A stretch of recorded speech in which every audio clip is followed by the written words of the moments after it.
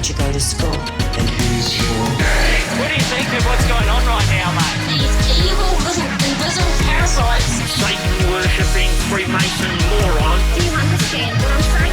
We're not run by factions. Get the fuck out of camera! There are much more powerful international forces in play. Is this pink guy? Is this what pink guy is? I don't fucking know what's happening. Please go outside and look at the moon quickly. It's been crazy, guys, but guess what? It's how it is, mate. Mate, because I want to do you slowly. Well, I ain't spending any time on it. Well, g'day, patrons, and welcome to our Black Label episode, especially for you and for no one else. And this is why we can talk about all matters. Because we're dealing in secrecy here. We can deal with all matters that are before the courts, including Monica Smith's court case, where she is a self-represented litigant She's against litigating the state of Victoria for what are we calling it, Joel? Is it unlawful imprisonment? false imprisonment. The tort of false imprisonment. imprisonment. The tort of false imprisonment. Yes. Look, I watched proceedings today. It's we're into day 3 now. And we were both comprehensively briefed by Vaxy and Sauce and others, Dave as well, on the proceedings in the first couple of days. I think you listened to the second day, didn't you? I did. I tuned in and out, though. Me. I had a few things I had to do where I couldn't really be listening, but I did listen to quite a lot of it, and it was very funny. It was very spicy. She didn't like it.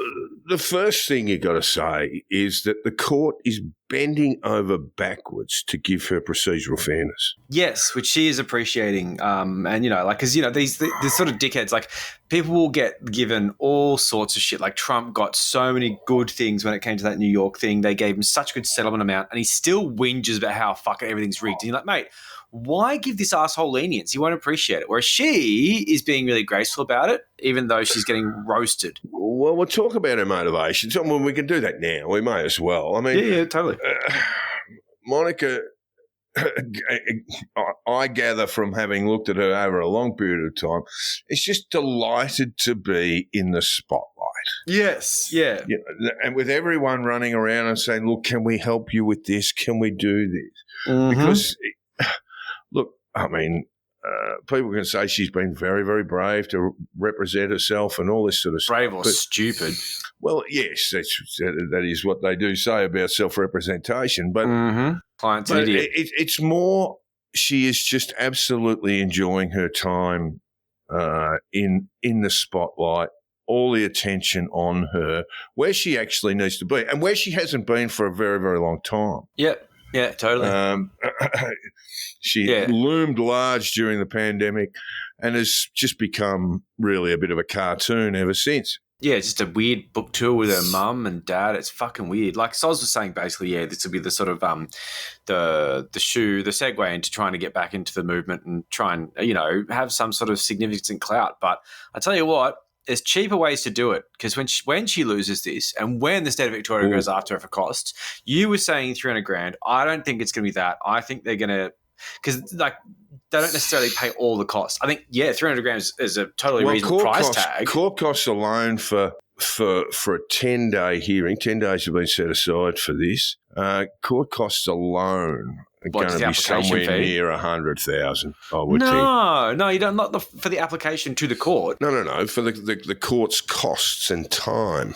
I don't know when those things are assessed. They're going to pay the defence's costs, but I don't think they're going to be paying, the cost of the associate, the judge, and the sandwiches for lunch. Well, it depends. It really very much depends. Look, as I said, we're on day 3. Things got very, very out of hand today. We'll go back to and start at day 1 shortly, but things got way out of hand for her today. Yeah, she's alleging that she was arrested and given infringement notices for breach of the show directions. Yeah, the co-directions in CHO. October 2020 at I think Fitzroy Gardens. It's like October 30 or something, 31st. Yeah, 31st of October. Yeah. And And she's maintained stoically stuck to this idea that she is a journalist and therefore was exempt. And that seems She had a right to be there. Had a right to be there. She said she had many, and we know she had thousands and thousands of followers on Facebook and elsewhere. Oh, of course.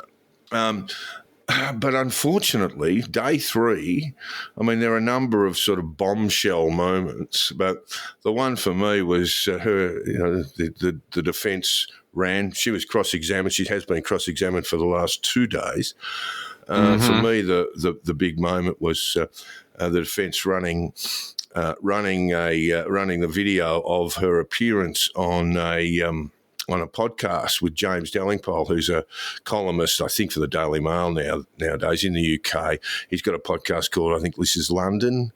And Monica was on there, and she was boasting about the fact that she was had faked being a journalist for a period of about 8 months, and then said, look, after that, I just didn't worry about it anymore. And it was like, wow. You've been here quibbling about every little thing, but here you are, just been shown as having, and she had no answer to it. Yeah, of course.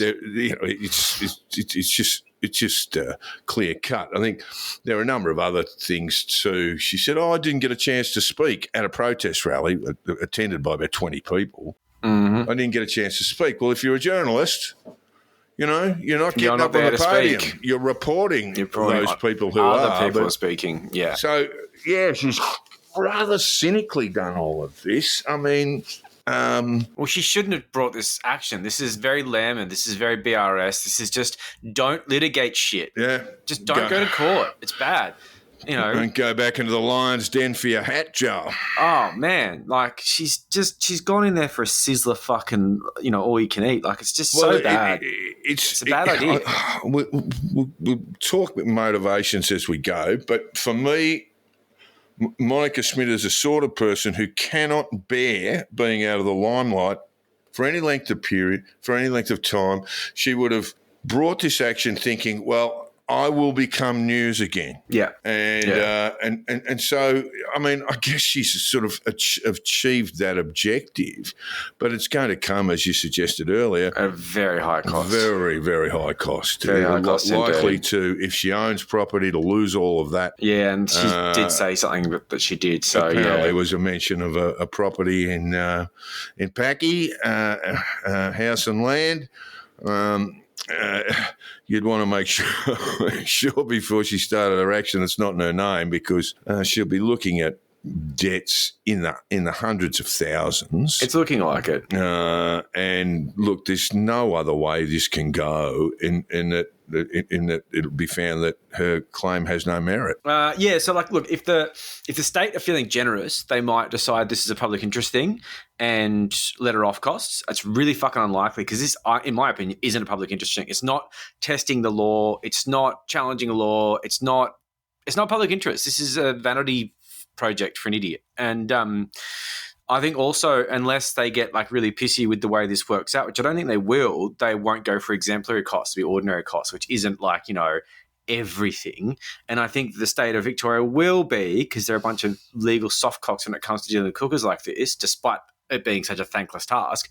I reckon they'll ask for a very modest amount of the cost. It's like half. I'm thinking that she's going to get stuck with about 150K. That's my guess. Which is not fun.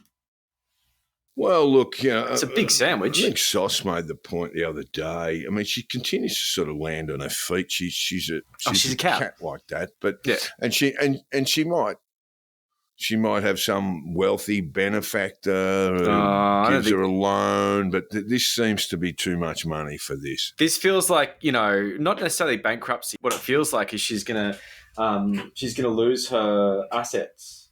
And that's and that is unfortunate. I mean, as much as I can't stand the woman, I don't necessarily wish harm upon her, but it is that thing of like, fuck around, find out in this way is huge. Like, if she was getting sued, I would have nothing but sympathy for her, but she's not. She's suing them. And not only that, but she's so badly prepared. She's completely ignored any kind of like bothering to get legal advice that she hasn't even done the due diligence of basically saying, okay, here are the injuries that I've received as a result of all these things you've done. And this is the sort of damages that I'm seeking as a result. There's nothing. She wants an apology like Avi got. Yes, that's right. Yeah, well, Avi has a she fucking says she doesn't want money. She wants an apology. Oh, well, I might have some money.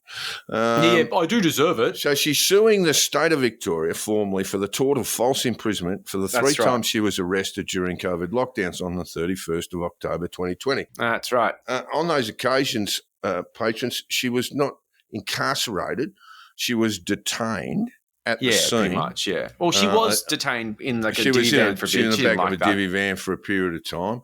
And then they were given she was given her three, throughout the day, was given her three breach notices, infringement notices, and that was that. So we're not talking about the event where she was where she basically refused to accept her bail conditions and went away for which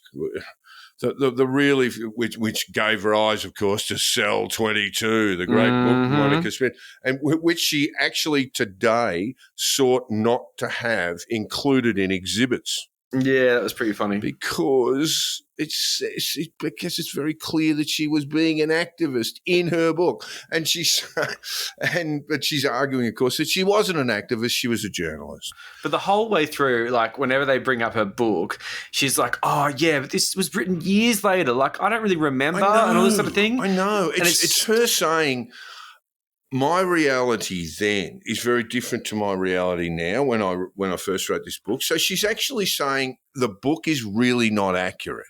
Yeah, she's saying the book is bullshit, which is hilarious.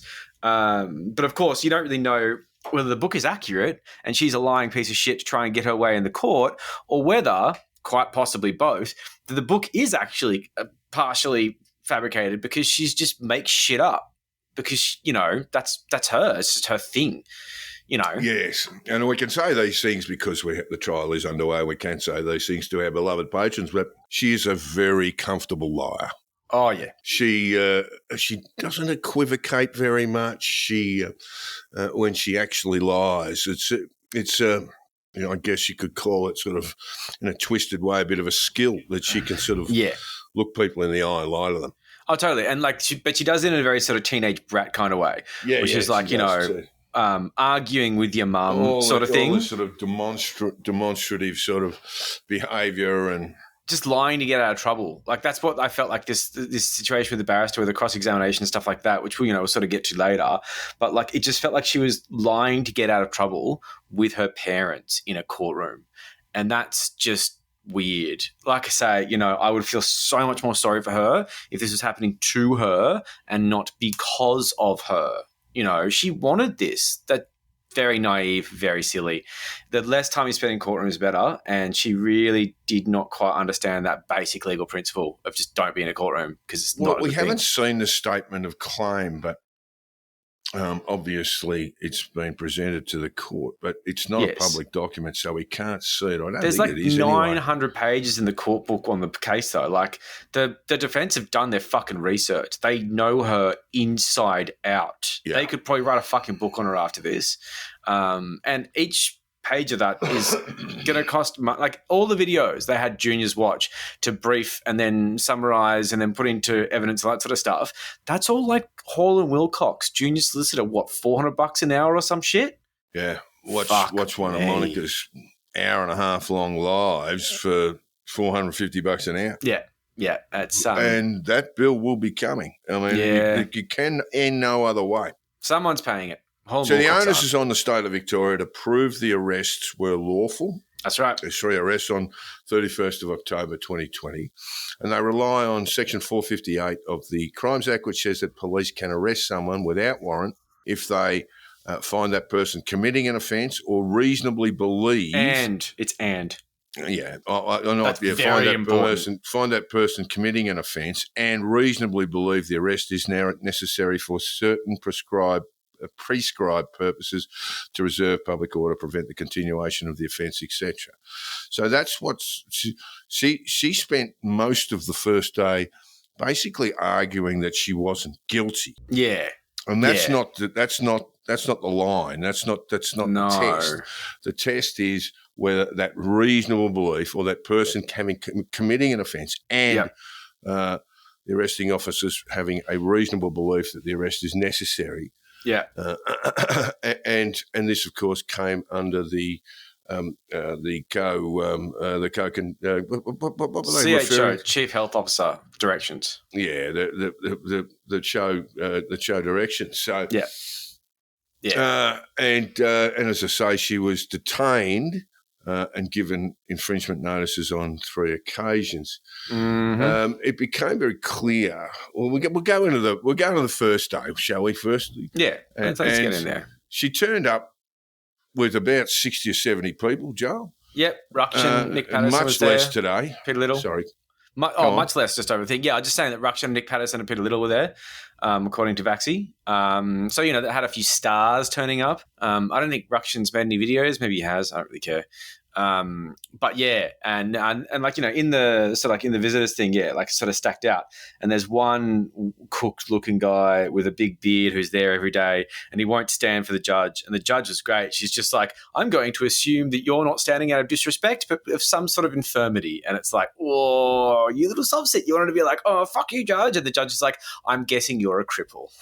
That's very good. Look, it's been amusing throughout because she just really doesn't understand legal procedures or the conduct of. She's trying conduct of people in court. So when she was asked by Justice Tran, in the county court, this is the same level of jurisdiction as the district courts have in other states. Mm-hmm. In the county court, Justice Tran invited her to commence her opening submissions, and she goes, "Oh, do I have to open?" And it was like, "Oh, what do you want to toss a coin? How do you normally do this?" She just didn't know. She just didn't really know. Yeah. And then she went on, as I say, going down this sort of rabbit hole of I wasn't guilty. And had to be sort of corrected, as I understand, a number of occasions. 2 things I'll chuck in here. One, I don't know if we said this at the top, but we are paraphrasing a very excellent summary from Vaxatious Litigant, who you're probably all aware of.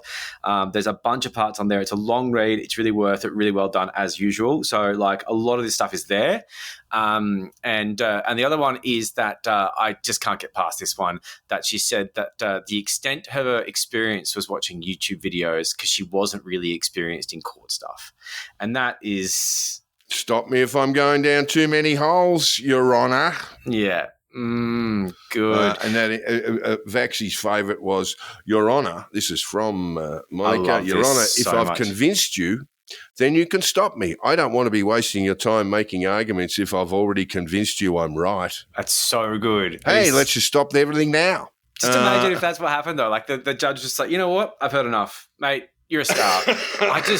You've got me. There's nothing the defense could possibly say that could even come close to what you just gave me. I'm out. Let's just call it a day. Personal favourite Drinks are on me. My personal favourite on the first day was when proceedings were adjourned for the day.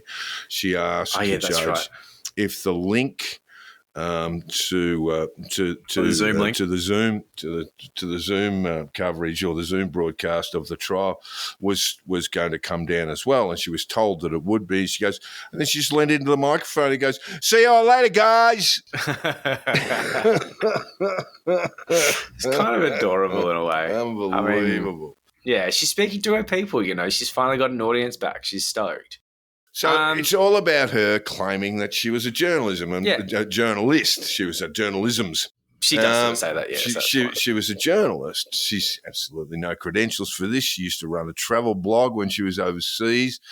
It's a fucking reach. We looked at a bit of her work. She was, I'm reliably informed, a staffer, political staffer for a member of the Liberal Party, upper house. Oh, the Nationals, wasn't it? Party. No, she's a Lib. She's a Lib, okay. Yeah, and she was, we understand it, employed there. And this is around the time when she sort of cut her teeth in activism around the Alpine steeds, the Alpine horses. Yeah. The feral horses there. Yeah. And you can see her being a horsey girl. Yeah, maybe. I mean, it is one of these it's become a bit of a conservative trope. The Alpine horse issue, and it's a weird one. It's very strange. Yeah, it's a weird hill to die on for them. It is a very weird. I mean, and I don't know enough about it to say, but the Brumbies there with all this sort of romantic links to Banjo Patterson, the Man from Snowy River, and all this sort of stuff. Yeah, most of them are racehorses have been dumped. Oh, really? Well, a good deal of the, shall we say, they talk about these horses like they go back to the 18th century. Most of them don't. Yeah, no, that checks out. Even if they do, most of them being dumped. They're still problematic pests who fuck up the ground and cause problems. Yeah, and no one wants to see them shot from helicopters or anything like that. I think that was where we went. Where the New South Wales government was planning. I believe that's what happens there, yes. Which does suck. It's awful. But, I mean, fuck, man. Like, there's a whole big ecological story that they don't like talking about because the cute horses are getting shot from choppers. I get it, but, like, come on. Like, look, I love cats, but, you know, they do so much damage. Feral cats do so much damage. Totally agree. In what is pristine bush. I mean, it's in Australia. I mean, you're basically committing the old cane toad sin by introducing these animals into an environment where certain animals who are prey just can't survive. Well, I can draw a parallel here to Monica because Monica sees a cute horse or a cute cat and doesn't see a threat, whereas we can see that there is more nuance to it. She said, quote, "No one seeing me in my long skirt and my long flowing blonde hair would have seen me as a threat. Brumby brain. When I was arrested, I didn't swear once. My crime was live streaming the side of the story they didn't want me to tell." And that's what the Brumby would say. I'm not a threat. All I'm doing is running around having fun. Well, unfortunately, there's a whole bunch of animals who find your footprints to be a real fucking problem with their survival. So shut up and get in the chopper. So on the first day, Vaxy maintains that Monica had probably learned half of her opening submission. Yeah, that was pretty funny. Yeah, but hadn't sort of learnt. So she was quite confident and well spoken for the first part. But the second was a bit of a disaster where she came up and said, "Oh, hang on, I cut and paste that in the wrong place," and this sort of stuff, you know. Yeah. That was a note to myself. I wasn't meant to read that out loud. Yeah. At one point, the judge interrupted her and reminded her that the case is not about whether Monica committed the offences. This is what we're talking about. She continued to say, "Oh, I am innocent."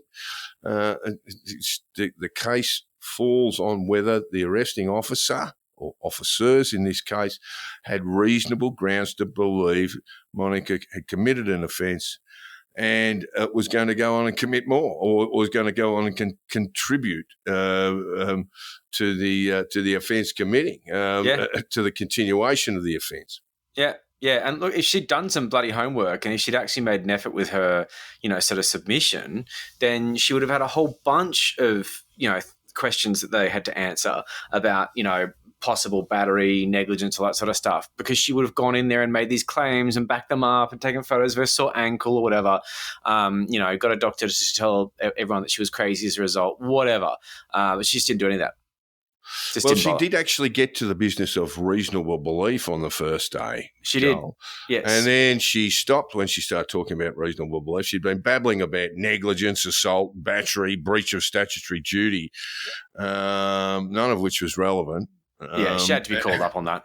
And the judge pulled her up, and then she tried to summarise or give us a legal definition of reasonable belief, and then stopped and went, "Oh, I didn't paste the rest of that. Never mind." Oh God, that is very sad. And when she was concluding, she was saying, quote, "A call to action. I've got to have a call to action," and said that she's not doing the case of money. Although she said, "Oh, but I do deserve some money," and it's like, figure it out, mate. Of money. That's not how damages work. I haven't done remedies at university. I'm not there yet. But what I can say is, that's not how you do remedies. I can say that. I can say that with great fucking confidence. So, bit of a train wreck. And I didn't see the opening statement from the other side, and No, I didn't know that, Vaxy no. said it's pretty brief, which is fair enough. I mean, whatever. And just basically said that yes, they do have a reasonable belief that Monica was there as a protester, not to report in the event. She didn't have a reasonable, didn't have a reason to be there. Work permits, fucking journalism, fucking all nonsense. She's an activist. She was there to protest. She's taking the piss out of the law, and they knew that, and that's why they, banged her up. Pretty simple. And that's sort of that. Like, they're just like, look, we're going to prove this. Let's fucking have at it. Well, she it got to a point being self-represented, and then